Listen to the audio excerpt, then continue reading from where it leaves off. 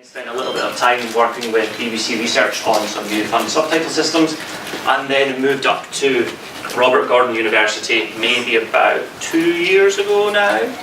So this is probably one of the only good pictures of RGU that exists. You'll notice very grey, it seems to be a theme. And I think this was when we had our one day of summer maybe a couple of years ago as well. So I work up there. I'm part of the RGUX research group. See what I did there.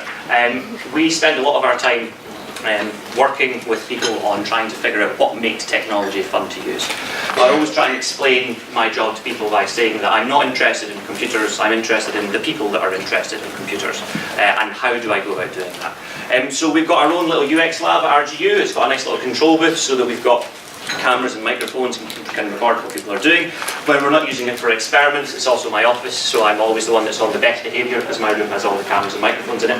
And we've got lots of nice live tracking equipment that we can use for stuff. So today I'm going to be talking about something that I've called Accessible Everyone. Hopefully the reason for this will become apparent as the talk goes on, but what I'm trying to say is that when we're making accessible products, we aren't just making it for a person that needs accessible products. We're making them for everyone. And how do we go about doing that? And what kind of things have I managed to, or what kind of things have we done along the way that looks at this? So over the last year, I've been involved in a project that we stupidly called the future of game accessibility, because we thought we were going to change the world, and then realised, oh God, the world is so broken. So we started to look at what's meant by accessibility within the games industry. This is a bit of work that was funded by SIGSA, so that's one of the small parts that's funded by the Scottish Funding Council, and we use this as a knowledge exchange programme to go out, talk to industry, figure out what sorts of things people are doing around accessibility and games accessibility, and what kind of work people are doing. So we went to a couple of companies and we asked them, well, what kind of model of accessibility do you use? How do you define all of these characteristics? And the main response that we got was, and that seems to be a common theme that's appearing when we're talking to people.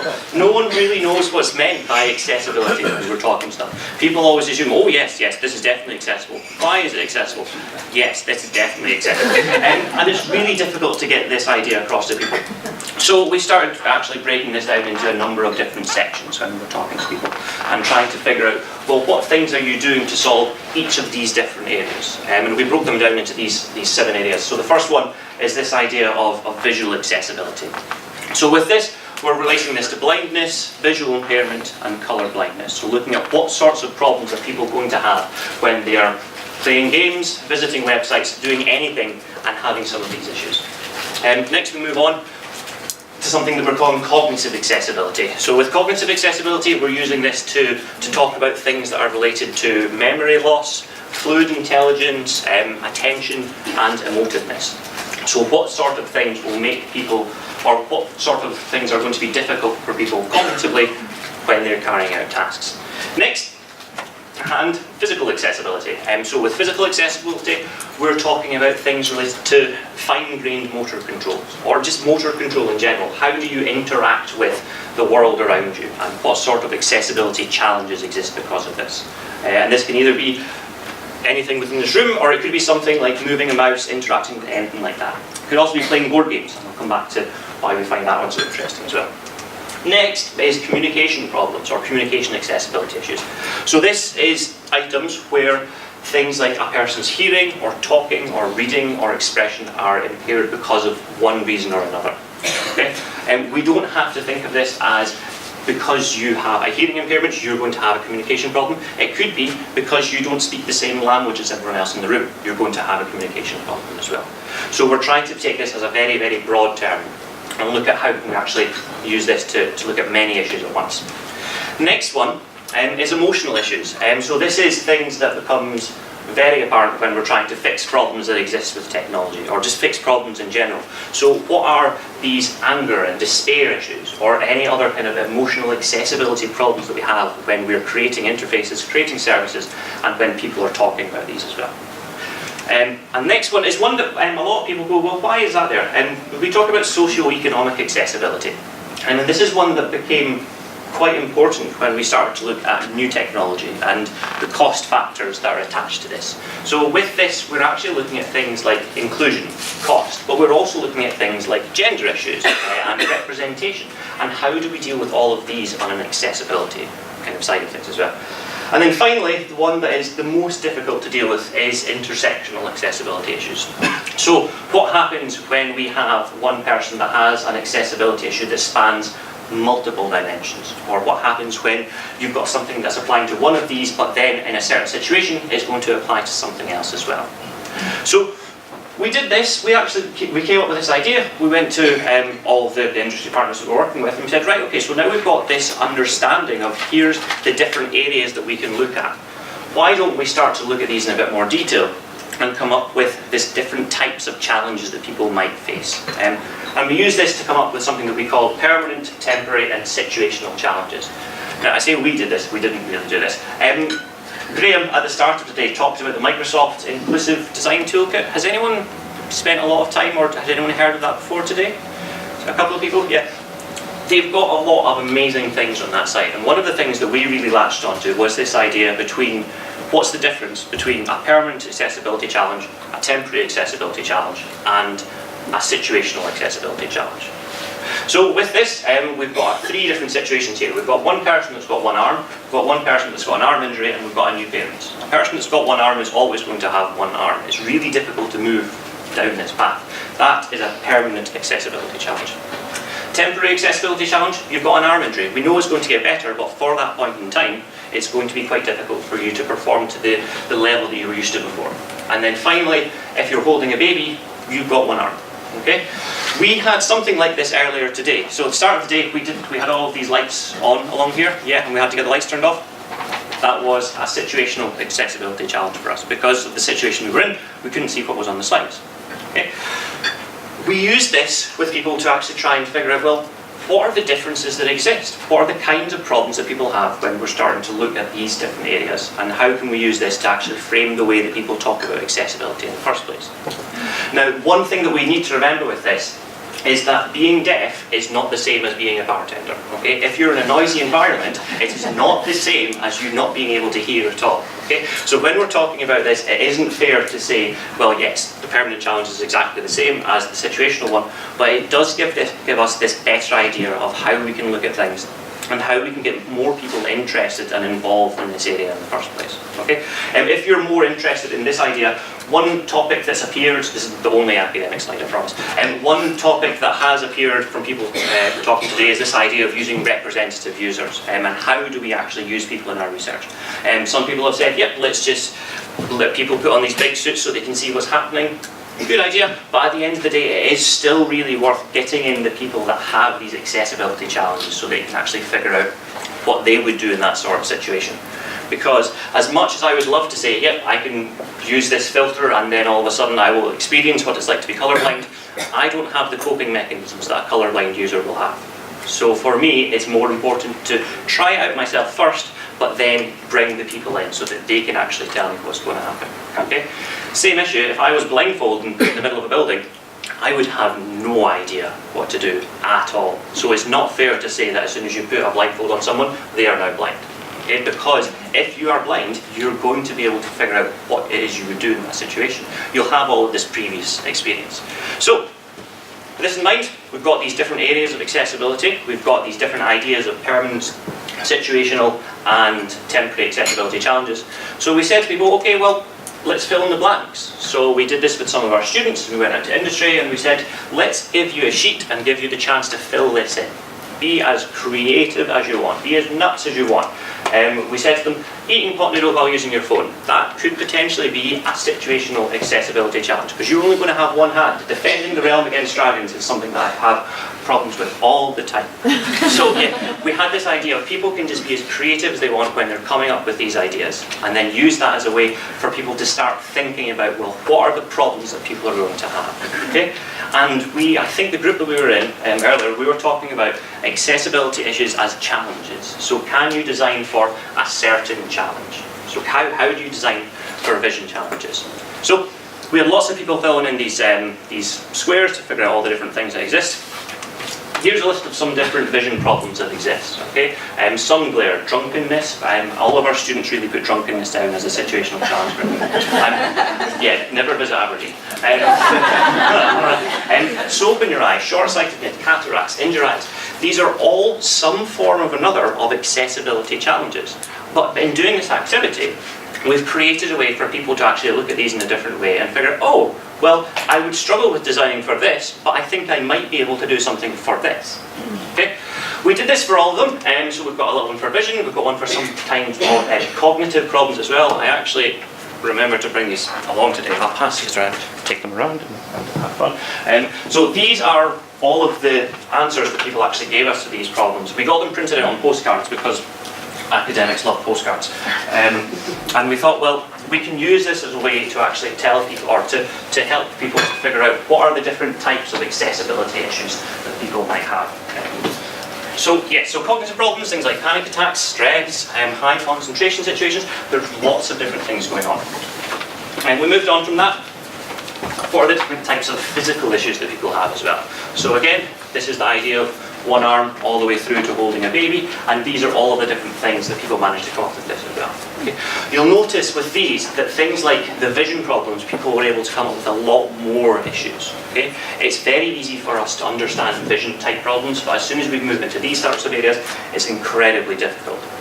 Intersectional issues are ones that everyone that we talked to found that these are the things that matter the most, but are the most difficult to understand and to interpret as well. Communication issues, and one of the fun ones about this is that I realised after I'd made it that I'd stupidly used red, yellow, green on a yellow background. So our communication issues card cannot be read by anyone that's colourblind, which is in itself a terrible communication problem. So we have all of these different things. So once we've done this, we went back to everyone that we were working with and said, right, okay, well, what is it that you currently do? What's the current state of play when you're actually looking at these different problems? And we said, well, they didn't really know. We don't know, again, what are the issues that we're dealing with. So when we say to them, okay, well, what are the physical issues that you encounter when you're developing games? They go, yes, that is a problem that we need to deal with. What are the cognitive issues? Again, we don't know. So we broke this down again into these different questions. We asked people, what is it you actually know about these issues? And where did you learn about these issues in the first place? And then finally, how do you deal with these? So currently, how do you, as a company or as a student making a website, how do you deal with a person that has vision problems? Or how do you deal with a person that has a physical problem? Then we asked them, well, what do you not know? This is a really difficult thing for people to understand. It's difficult for people to know, I don't know how to do this. And it's really difficult, especially for students, to get it into their head that it's okay if you don't know something. Because if we can figure out what you don't know, then we can help you learn it. I mean, that's one of the things that we tried to work with quite a lot. And we said, and then, well, what kind of things do you need? And then finally, how important do you see this issue? Again, we gave people this really nice big sheet to deal with, and we got them to fill in all of the different issues. So we had our different accessibility things along the top, and those questions that I just talked about down the side. And we got people to basically fill in the boxes again. From that, I think we had about between 100 and 200 people's worth of data. From next week, that's going to be going up to about 350 people's worth of data with answers to all of these questions. So we've got a fairly good understanding now of what's the current state of play with accessibility when it comes to game design or web design. Okay. One thing I wanted to say, Susan, we're taking this idea and running it with architecture students. Yeah, so we're going to have a look at what kind of similarities exist between web accessibility and building accessibility. So yes, I need to talk to you afterwards. So, where did you learn? Well, people learn from lots of different sources, and here's some of the different things that people said. Charity awareness, personal experience, news articles, university lectures, websites, family members, life experience, and accessibility applications. So people are learning about accessibility from a lot of different places. From the discussions that we were having earlier today, it is really apparent that people are learning from different tools, and then they're sharing these tools with each other as well. Okay? So in doing this, it gave us an opportunity to collate together all of these ideas and then figure out how can we give these ideas to everyone to deal with in the future as well. Then we looked at a few other bits and pieces as well. We looked at lots of different areas. So for each of these different accessibility areas, we got them to answer the other questions, and we came up with all of these different mind maps. We've got a mind map for amputation, deafness, attention disorders, blindness, broken limbs, colour blindness, learning difficulties, limited mobility, memory issues, visual impairments. Anything else? No. Okay, so we've got all of these mind maps now with issues that detail what do you know, what don't you know, where did you learn, and what did you need. Okay? This is a lot of data. If anyone wants to help me look at this and take it apart and figure out what we can do with it next, please feel free to get in touch. Okay? This is what my research is going to be doing for the next little bit. So trying to untangle this area of what is it that people know, what do they not know, and what kind of things do we need to do as an accessibility community going forward so that we can actually deal with this. Okay? So we did all that, and then we started to think about, well, how can we actually get people involved in some of the fairly basic ideas of accessibility, and to get them to think about how do people actually perceive the world if you have some form of an accessibility issue. We've talked about this a little bit today, and about the idea of simulation as a developer tool. I know that in our group earlier we talked about No Coffee. So No Coffee is a plugin that you can download for Chrome that you can install, and then it allows you to take a website and apply a filter to it as if you had some form of a vision issue. Okay, so I picked a random website. This is a Visit Scotland website. There is someone here from Visit Scotland as well. Your website is awesome. We had a little bit of a look at it. This is what Visit Scotland looks like if you're colourblind. This is what it looks like if you have some form of blurry vision. And then we started to apply some other filters to it as well. And it gives people a better idea of, well, here's the sort of issues that people might have. So things like contrast and things like size of font become very easy for people to understand. This is something I need to deal with. Okay. Okay, I'm going to do something I've never done in a presentation, and I probably will never do again. A couple of days ago, my wife was watching TV, and all of a sudden the adverts came on, and it's the most excited I've ever been about watching adverts in my life. Yeah. RNIB teamed up with Channel 4 to do a very special, they called it the very special ad break, where they got 4 different adverts and they applied filters to these adverts to see what it's like if you have certain accessibility issues. I thought that this was awesome, partly because it's accessibility issues, and partly because they cared about it that much that they put it on at like prime time on a Monday night, which is really, really cool. So I'm going to show you these so you can have a little bit of a look to see what they're like. I promise I'm not getting any product placement money for this. Okay, so. As a part of National Eye Health Week, Channel 4 and the RNIB proudly present a very special ad break. More than 2 million people in the UK are living with sight loss. For the next few minutes, we apply visual filters to illustrate some of the most common eye conditions. Macular degeneration affects the central part of your vision. When you're on O2, your network coverage is like baby geese. Geese who've chosen you as their mother and follow you practically everywhere. So whether you're on the underground and you fancy your calls, or you're out in the sticks, or you're using our Wi-Fi on the fly, they've got you covered. Even overseas with European roaming now included. Keep connected with our 15,000 Wi-Fi hotspots, nationwide 4G, and now with European roaming included. O2, more for you. Cataracts cause your sight to become cloudy or misty.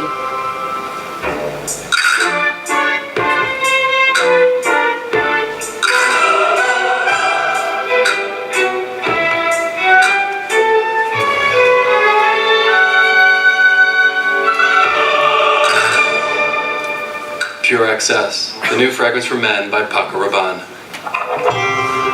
Diabetes can affect the blood vessels at the back of the eyes.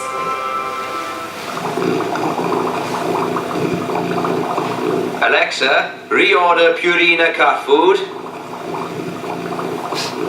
I found Purina cat food. Would you like to buy it? Hemianopia is where you lose half of your vision.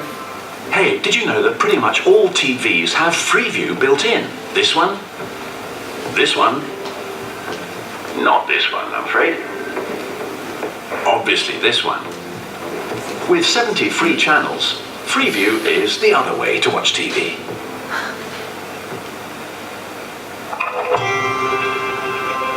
Glaucoma is a condition that damages your optic nerve. I'm at the right address. Oh, listen. Whoa, whoa! Sorry. If you can see danger coming, you can stop it.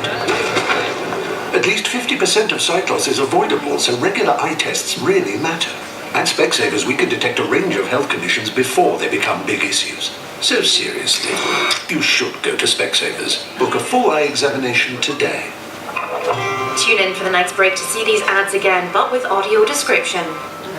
I was going to show the audio description ones, but they're more comedic than anything else. Channel 4 decided it would be good in that second advert to describe them as palpitating women and naked men running around. So I thought I'd save you from that image.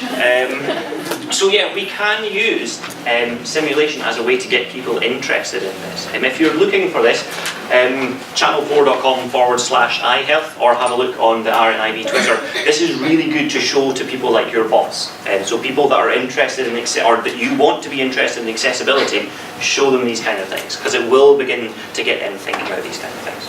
So that was what we did when we were going around trying to figure out what people actually understand about accessibility, how we can get them to think about it in a different light, and then how we can start to educate them about how to look at this. Now I'm going to talk about how I get to watch TV at work all the time for fun. A lot of what I did before, obviously when I was working at BBC, was to look at media accessibility. And in particular, I looked at subtitles. I love subtitles. I've got a mug that says I love subtitles. That's how much I love them. So for a lot of the time, anytime that I bring this up, people say, well, why subtitles? Hasn't this been done before? And I'm like, yeah, but we've still got a long way to go to get this right. So standard scene here, we've got a family of people that are all sitting watching a TV, subtitle box at the bottom. That subtitle box is actually covering a little bit of the action. We didn't know that there was someone else under there. Okay, so that's happened because standard say always put the subtitles at the bottom of the screen, always put subtitles in the middle there as well. Okay, well, what if there was a different way to do this? When I was working down south, one of the things that we started to think about was something that's called dynamic subtitling. And what happens when we start to position subtitles in places where people wouldn't have expected them to be in the first place. And what if they actually become part of the action before? And we thought that this was a really novel idea and that no one had ever thought about this before. And then it turns out that back in 1907, someone had actually done this already.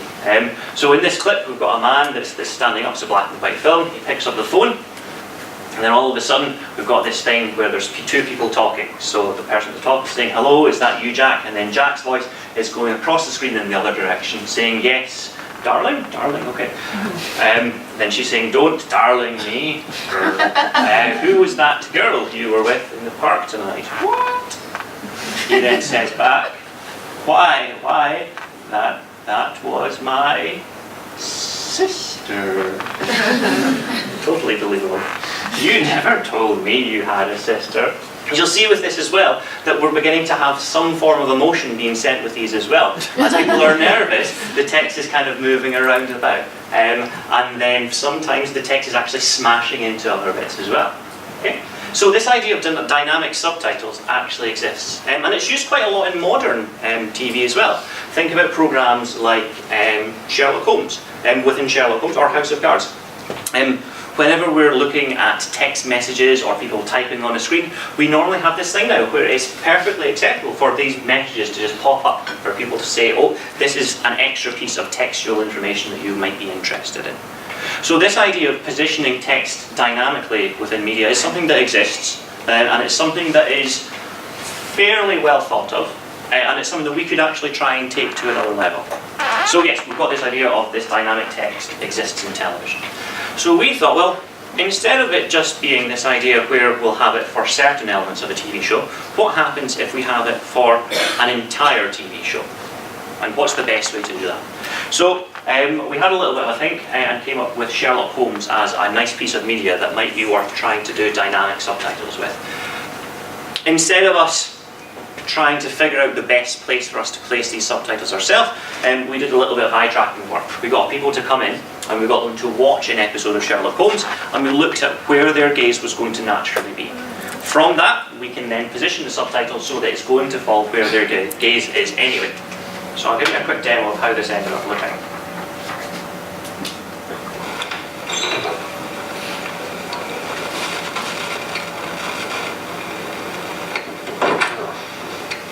Bit different from my day.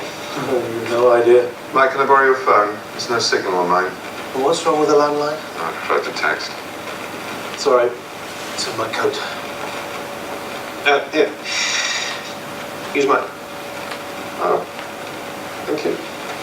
It's an old friend of mine, John Watson. Afghanistan or Iraq? Sorry, which was it? Afghanistan or Iraq? Afghanistan, sorry. How did you... Ah, Molly, coffee, thank you. What happened to the lipstick? It wasn't working for me. Really? I thought it was a big improvement. Now it's too small now. Okay. How do you feel about the violin? Sorry, what? I play the violin when I'm thinking. Sometimes I don't talk for days on, and without bother, you potential flatmates should know worse about each other. But you told them about me. Not a word. Then who said anything about flatmates? I did. Told Mike this morning that I must be a difficult man to find a flatmate for. Now here he is, just after lunch with an old friend, clearly just home from military service in Afghanistan. Wasn't no difficult people. How did you know about Afghanistan? But we had a nice little place in central London. Together we ought to be able to afford it. We'll meet there tomorrow evening, 7 o'clock. Sorry, got a dash of you with my riding crop in the mortuary. Is that it? Is that what? We've only just met, and we're going to go look at a flat. Problem? Okay, so apart from him being careless with his riding crop, what do you think? Good, bad, indifferent, just different? Yeah. We got a lot of varied feedback about this when we showed it to people. We had some people that thought that it was brilliant, and we had one person who came in that had a cochlear implant, and she was saying to us that this is the first time that she's ever been able to watch the TV show and pay attention to the action at the same time. We had other people that came in and said it's too distracting, it's far too distracting, it's getting in the way, I don't like it. Okay? Now, this is where we start to have the idea of accessible everyone. We're trying to create something that people are going to be able to watch and enjoy together. So television is one of these situations where most of the time you're not watching it by yourself. You're sitting down with people that you want to spend time with, and you're enjoying watching a TV show or a movie. So how do we start to look at these issues? Okay, subtitles can become a lot more complicated when we start to look at what happens if you've, it sounds like a really bad joke, what happens if you've got an English man, an Italian man and a Spanish man all in the same room at the same time.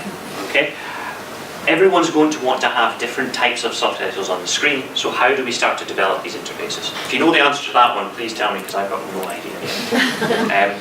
So we started to look at this idea of the UX of subtitles, and this idea of the UX of accessible services is something that we've been trying to run with for a while now. And this idea of accessibility shouldn't be a binary choice. It shouldn't be something that is on or off. It should be on and fun for people to use. So how do we get across this idea of fun whenever we're doing things? And this is something that we're actually working with going forward as well. So basic subtitle school 101, like I've said, place subtitles in the middle of the screen and at the bottom of the screen. Okay? There's a new, well not new, but there's this challenge that now exists within virtual reality. Within VR, bless you, there is no middle and there is no bottom. So what do we do with the subtitles now? We can't just have them at the bottom. We've tried it, it doesn't work. So what kind of things are we going to do? So this is a project that I'm in the middle of starting up just now. Our idea currently with this is that we want to reach out to hard of hearing users, and we want to ask people, how do you do sound location in the physical world if you can't actually hear? So what sort of techniques do you use to figure out where sound is coming from? Is it social cues from around you? Is it something else? And then from this, can we then create new methods that will allow this to happen within the virtual world? So can we use accessibility principles in one domain and transfer it across to help people in another domain? And again, with this sort of thing, if you are interested in getting involved, then please get in touch, because the more people that we can get looking at this, the better I think it's going to be. Okay. So Moving on from media, I said that I also get to spend quite a lot of my time playing board games. I don't know how I get away with this. So, we spend quite a lot of time in work looking at the accessibility of board games. So, just out of interest, how many of you have played a board game within the last month? Okay, cool. How many of you played a board game in the last month that's not Monopoly, Trivial Pursuit, or Scrabble? Okay, so there's still a good number. Perfect, yeah. Board games isn't just Monopoly, it is an ever-increasing area. I think the year-on-year growth data is about 35%, so that's doubling every 2 years for the amount of money that people are spending on games. There's such an incredible variety of games out there now that it's a really, really nice area to look at because it's a growing sector and it's one that does have quite a lot of accessibility issues. One of the accessibility challenges that always pops up again and again when we're looking at board games is this idea of colour blindness, and how do we portray colour information in a new or a different way when we're looking at board games. Because most of the time, if you're the red player, you're the green player, you go, perfect, I am colourblind, so everyone is the yellow player. Uno came up with a new colourblind friendly version of their game, or Mattel came up with this for Uno. And they used something that's called the colour add system, and it's something that I hadn't heard of before. And it's based on symbols, so we've got a triangle facing one way, and that means red. We've got a triangle facing the other way, and that means blue, and we've got a diagonal line, and that means yellow. From that, we can actually just create a colour wheel, so everything else fills in the gaps. So we can actually figure out what orange is, what purple is, and what green is, and then what brown is as well. Okay? All of a sudden, we can just apply this to things. We can apply this to cards, we can get stickers and stick them on things, we can print them out so we've got these on them. It's creating a way for people to actually be able to access these games and for it to happen more easily for them than they wouldn't have been able to do beforehand. As a little demo. So, red, thing up in the corner, we know that that one's red. Okay? Next one, I've got rid of the colour. Diagonal line, yellow, perfect. Blue, perfect. Oh, challenging. It's upside down, yeah, this is where it gets difficult. This is where the system fails a little bit. Does anyone here use Reddit? Right, okay. Accessibility has a very interesting relationship on Reddit. People go through these very interesting phases of being, why do you need to make it accessible? Not all gamers need this. And we go, no, we can't do that. With this one, I'll turn around. Yeah, that one was green. And this is one of the issues that we come across quite a lot when we're looking at the idea of accessibility and board games. If we look at the stats for the users of Board Game Geek is, it's so geeky that I didn't know it exists. It's a website that has lots of information on all the different board games. Apparently, there's 3.3 million unique monthly visitors to this. 93% of these visitors are male, and the average age is in the mid-30s. So, you know, we're not trying to be stereotypical at all. So yeah, average of 200 games owned. So these people are rich, in their 30s, and male. So it can be very, very difficult to actually look at this demographic and to get people interested and involved in accessibility. And this is one of the things that we've started to look at quite a lot. One of the guys I work with, Michael Heron, has started a website that's called Meeple Like Us. The idea behind Meeple Like Us is to do teardowns of board games and to figure out what is it that makes a game accessible in different areas. So it's got to the stage now where I think he's done over 100 different board games, so people could say, I have problems with X, and you can go, oh, okay, well, we suggest these games based on the problems that you've said that you've had, and these are games that we think you'll find accessible, or here's the things that you can add to them to make them accessible for you. Okay?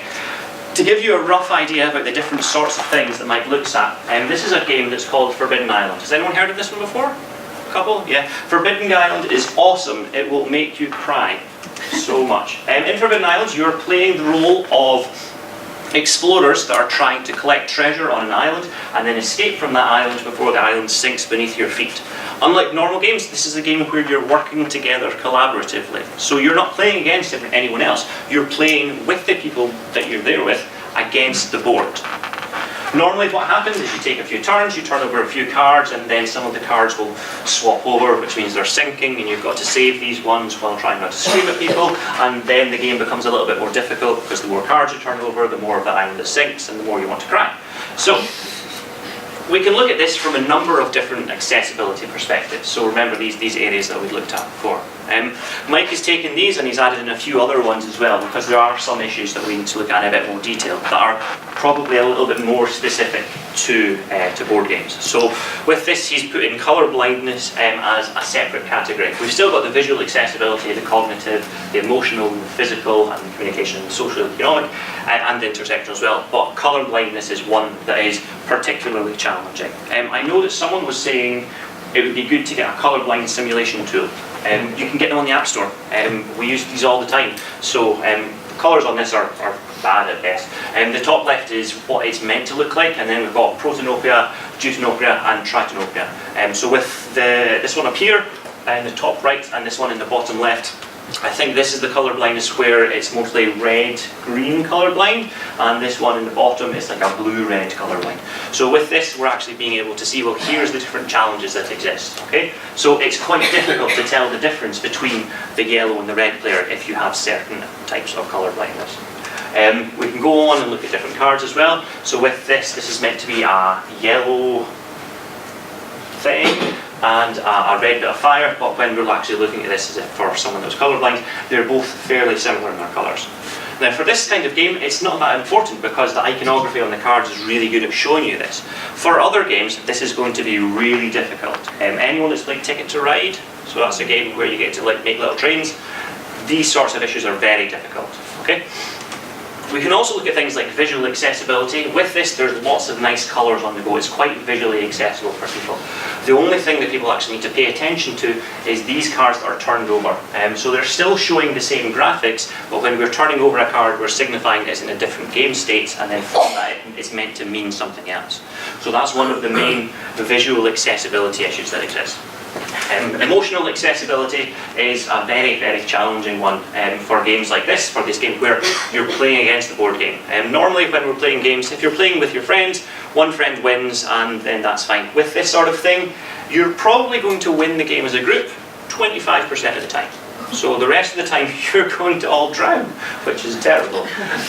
So emotional accessibility does become a thing that we need to look at for this. And finally, communication accessibility. So this idea of how do we actually communicate in the group? So what happens for that? And also with communication accessibility, how do we read the cards that are present and how do we actually understand them? Okay? So Mike's done a really good job of going through all of these. He comes up with these lovely little charts that show how they're meant to be accessible for different people, but all of this is also available in a searchable Google Sheets, so that you can actually have a look and say, well, I want something that's got a high accessibility for visual impairments, and it'll categorise all that for you as well. He finishes his review by saying there's few games so effective at turning 30 to 45 minutes of your free time into the kind of crucible of escalating despair that you just can't wait to experience again. That is a very, very accurate description of what this game is like. So accessibility of board games is something that's quite nice to look at. And we're finding that a lot of the skills that we have as accessibility researchers when looking at technology actually can be applied to this sort of domain as well. Like I've said, Mike's done quite a good job of going through this. Over 100 games have been reviewed. He's amazingly written over 800,000 words for this site, and it seems to be getting a good amount of traction with Twitter impressions and all this kind of thing as well. It's been featured in The Guardian, it's been featured in Geek and Sundry, and we've actually got to the stage now where board game developers are starting to take note. So last month, we got sent a new game by Czech Games that they're going to be releasing next year. And they said, we want to make sure this game is accessible. Can you play through it first and give us any of your notes? So we did it. We sent them notes, and now they're changing several aspects of the game to make sure that it's more accessible. So it's really cool that we can actually get to that stage where people are doing this. As something else that we're working on, we're also looking at this idea of board game accessibility guidelines. So how can we take some of that evil tick box type nature that we all love/hate and apply that to board games to make them more accessible for people as well. So we're starting to look at that area and trying to figure out, well, what sort of advice can we give to board game manufacturers when they're creating these things for people to play with as well. So, taking this and leading it back onto kind of technology. Well, how can technology help with this? And how can we actually use technology as a way to make things more accessible, or to make board games more accessible? And we did this through projection mapping. So what we did was we started playing Forbidden Island on the table, and then we started to project things on top of it. So we can do things like send player notifications to people. Okay? So this is a very, very simple prototype. It's just 2 web pages that communicate using Socket. And then we can just kind of do a Wizard of Oz thing like highlight tiles. So we can see here, one of the tiles is being highlighted, and then you know, well, that's something that I now need to interact with. So we're using technology as a way to do this. Okay? The amount of accessibility challenges that we can overcome by using things like this is incredible. If you're colourblind, we can apply a new filter to the table to make it a little bit easier for you to tell the differences between things. If you've got cognitive issues, we can give you more prompts so you can understand at what point in the game state you are. Okay? If you've got physical issues, we can give you an alternative input device, because what we can do with this is we can have a camera above it to understand the game state, and then from that we can just make sure that your pieces are virtual and everyone else's pieces are physical, or if you want to play with someone in another country, we can do that. So we're creating a way for us to be able to play these games with less accessibility challenges in the way. Okay? I won't talk about the weather effects because they're a bit dull. But I will show you a little bit of a promo video that explains a little bit more about it.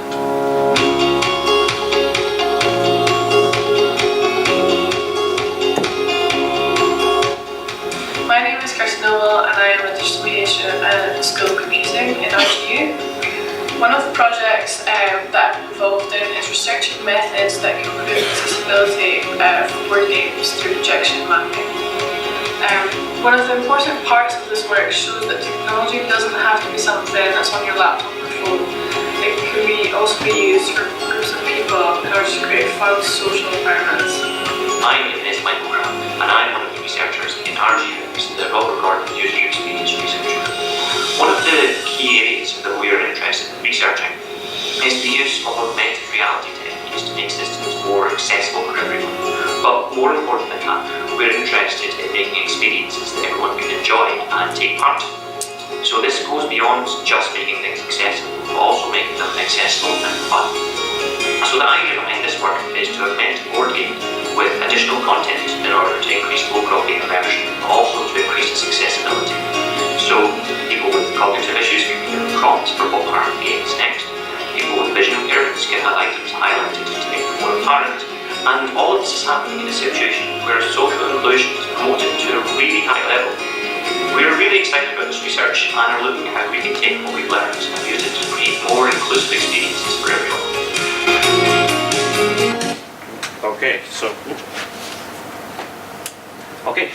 So we're looking at how we can actually use these sorts of techniques. And again, with this sort of stuff, if you are interested in it, please get in touch, because we're more than happy to share our ideas and what sort of things that we can do with this. Okay, I'll finish one last couple of things with other sorts of activities that we're involved with just now. Well, this is more stuff that some of my students have been doing. We've been looking at recoloring IDEs, so this idea of how can we recolor coding environments to make this easier for people. We did this for people that are dyslexic. We said, well, if we can change the colours that you have within your coding environment, can this make it easier for you to code? We did some eye tracking work with this, and we had one person that said, I feel like it's the first time I've been able to skim read code. And we can actually see the differences in the eye traces that are happening with that. We've also done a little bit of work that's looking at future web trends and web accessibility. So with this, we've carried out interviews with people that look at new types of technology and how they see this fitting in with accessible standards. And we've also been looking at how we can do things like involve all of this in our teaching as well. So this idea of board games, we used to run a module on paper prototyping, and every single year it was paper prototype a website, paper prototype a phone app, and that's quite dull. So from last year we've been doing paper prototype a board game. Pick someone that is 2 clicks away from yourself and make a game that they will like. Okay? Design that with the class, paper prototyping, so you can rip it up and you can start again, but it means that we're starting to look at this idea of accessibility within the classroom and how we can get people to think about the different issues that appear as well. Okay? final one, which is quite fun, and we're starting to look at laser scannings of public places. So this is work that's happening within our architecture school, but we're also looking at how we can use it in computing to do some accessibility work. So with laser scanning, you've got this little device that you can put inside a public space. You press a magic button and then out pops a nice 3D representation of that space. Our idea is to take this forward to do some accessibility walkthroughs. So can we get people to do virtual reality walkthroughs of a place before they visit them to highlight the accessibility hotspots? And then from that, can we then give these hotspots to people that will be able to adapt these environments? Or can we use it so that other people can know, oh, I've had a problem there, someone else might have a problem there as well. We've also got other stuff as well. We're looking at dyslexia and subtitles, we're looking at e-learning platforms and accessibility challenges, and we're looking at alternative inputs for FPS games. So one of my students next year only has use of one of their hands, but he absolutely loves first-person shooters. So we're going to be looking at how can we remap controls so that he can beat me at Left 4 Dead. Okay, and that's about it. Take-home messages from today. One, when talking about accessibility, make sure that everyone has got a shared definition. So try and make sure that everyone's on the same page about what we're meaning. Two, use this idea of permanent, temporary and situational accessibility challenges to guide discussion, but don't take it too far. Remember that there is a difference between them. And finally, try and design experiences that are accessible and fun, because that's what we're actually here to try and do. And that's it. Thank you very much.